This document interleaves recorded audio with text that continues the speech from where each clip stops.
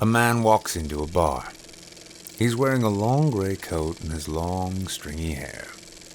He's a writer, but no one in the bar knows or cares, and that's just fine with him. The bartender serves up a whiskey, neat, poured just to the brim, just how he likes it, without being asked. It's a pattern, one both of them are familiar with. The man thanks the bartender, and as she turns to go, he stops her. He normally doesn't make conversation of this sort, but a question has been dogging him for days. "Excuse me," he says. "Could I ask you a rather strange question?" The bartender casts a curious and unsure gaze at him. "Okay," she says. "Sure, go ahead." The man looks deep into her big, blue eyes and asks, "If you had to choose, macaroni or potato salad?" This caused a brief moment of genuine confusion in the bartender, before she went on to say, "Well, I don't know. It depends." Do you remember barbecues? How about buffets? Do you remember eating places other than your home? And do you remember choices posed to you by someone other than yourself? Congratulations, then. 2020 hasn't entirely erased your identity. But since you do remember choice, you'll probably remember some point where what felt like a meaningless and arbitrary choice seemed impossible. Potato salad or macaroni salad. While this can seem like an innocuous choice to be posed with, it is in fact a question with significant weight to it. How were they made? What is in them? What else am I eating with it? Was it Grandma who did it, or was it Auntie Pat who tends to go a bit too heavy on the this or that? Then, as we consider these questions, we have to consider another question. Will whatever choice we inevitably make even be a choice at all? Well, certainly, or maybe, or not even at all, if it's a given that it's inevitable, right? Well, please consider the following. If you have at all developed any manner of preference for either potato or macaroni salad throughout the course of your life, it suggests that you've had it enough times to discern what you like and what you don't. This informs your decision-making process, leading you to make decisions based upon data sets in your head, rendered from your experience. Because of this information, you're knowing what you like and what you don't. The decision-making process is actually made just that, a process.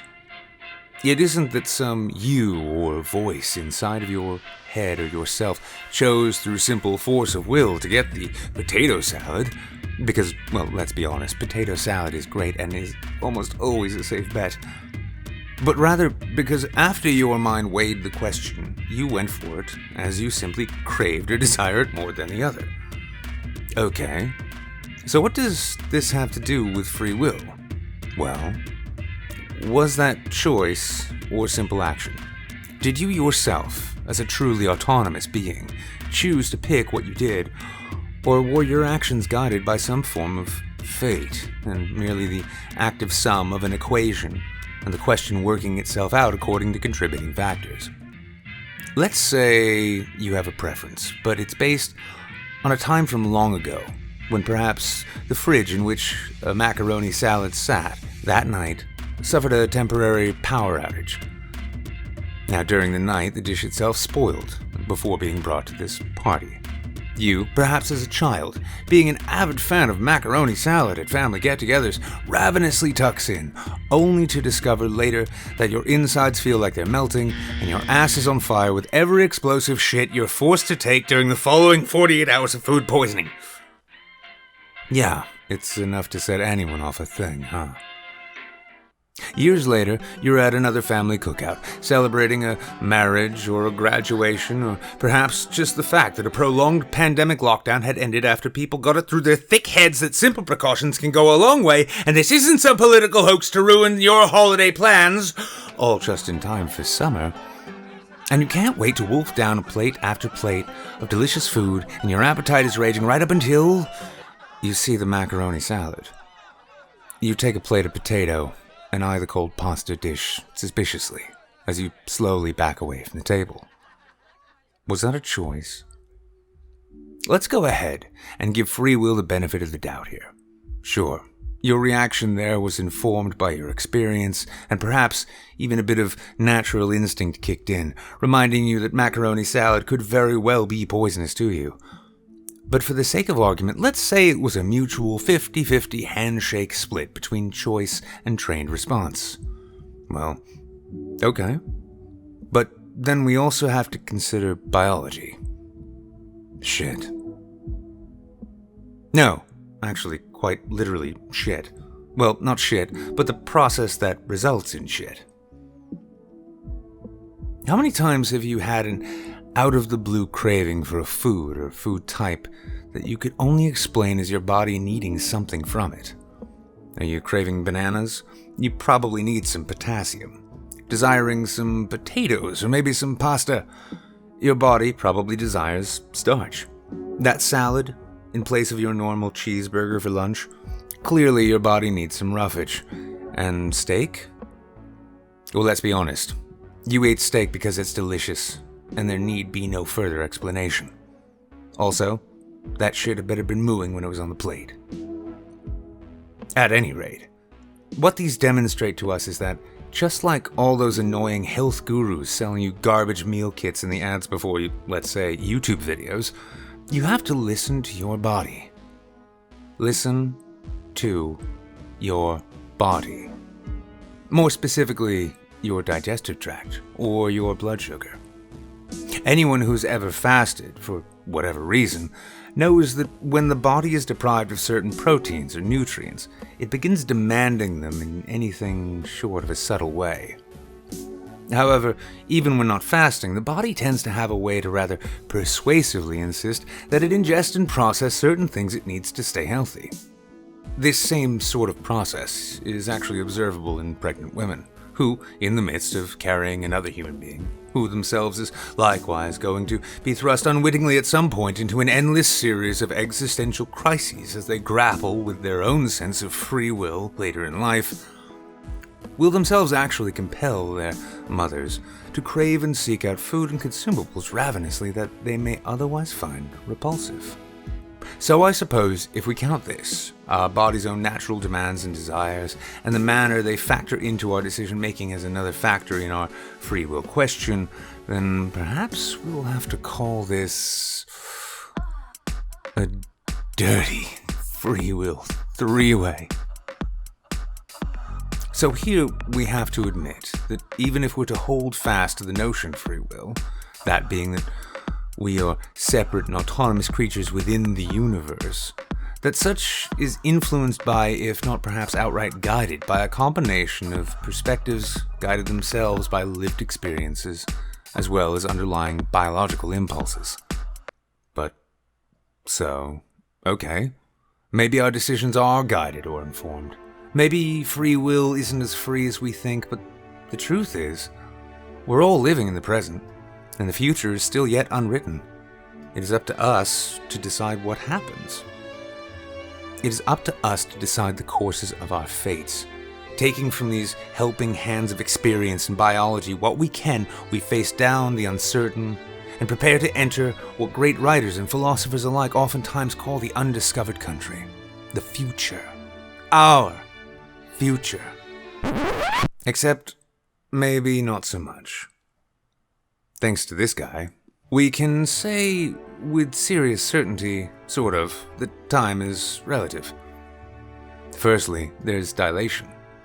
Having proven that time moves slower for an object or person traveling at a high velocity than it does relative to that of a stationary person standing in the middle of, New England, where time moves notably slower than anywhere else in the known universe, we can at least be sure that our perception is just that when it comes to time. A perception. This was proven through the use of very accurate atomic clocks, synced very closely to one another before some very smart people shot up into the sky in a very expensive rocket ship, spun around the Earth a handful of times at speeds approaching that of the rush felt by the Cyberpunk 2077 development team, with one clock on board, and then compared their time to that of its counterpart, which more or less just sort of kicked it somewhere in Florida. What they found, though, was that the space clock had actually lost some manner of fractions of microseconds compared to its twin along the way. Why? Time dilation. Time moves slower the greater the velocity through space. Is that enough for you? No? Not yet? Still can't decide what to eat? Well, hell. Let's take it a step further then, and consider the theory which states that were you to slip beyond the event horizon of a black hole, that being its big fat point of no return, after which the tidal gravitational forces would be too strong for light, let alone you, to escape from, which would supposedly turn you ultimately into a formerly organic spaghetti string of particles, that in the midst of your not dying after doing so, hypothetically, that you were to turn around and look at the interior, I suppose, shell of this event horizon, that it is said that you would be able to theoretically see all of time and space, all at once, all in one place. This being because, like velocity, gravity itself has a time dilation effect known as, gravitational time dilation. This effectively states that as gravity curves or bends space-time naturally on its own, causing areas of higher gravity to distort time in much the same way velocity is known to, when one reaches the sort of gravitational pull that is capable of devouring light itself, the bending of time in this space would be such that your silly notions of there being a past, a present, and a future, all existing as separate matters of a linear timeline, sort of fall apart. Okay, let's have a brief moment. We'll take a breath and revisit what we've considered. If we're to consider what goes into you deciding between potato salad and macaroni salad at a cookout or buffet, we have to consider the following at the very least. Your experiences and how they've trained your responses. Your biology and how it influences your desires. And the notion that time only presents itself as a linear progression of cause and effect to our limited senses and frame of reference, and is quite likely, in fact, a simultaneous constant in which past, present, and future all exist as locked and unalterable events suspended in the universal constant of space-time that we merely plod through as though we were on a motion ride at a theme park. Then we're left with two central questions. They are the why come and what then? For the why, a simple answer could be that due to the evolutionary advantages of intellect and reasoning skills, our psychology has grown complex enough for us to grow naturally into becoming the only creature that we're aware of that can carve out the sort of luxury and time required to ask philosophical questions of itself as to the nature of life, the universe, and, well, everything. That, in its turn, nature built in naturally occurring safeguards against the sort of existential dread that would come with knowing that one is not only self-aware, at least in theory, but at the same time locked into an unbreakable path or cycle of existence that happens regardless of their deeds, desires, or dreams.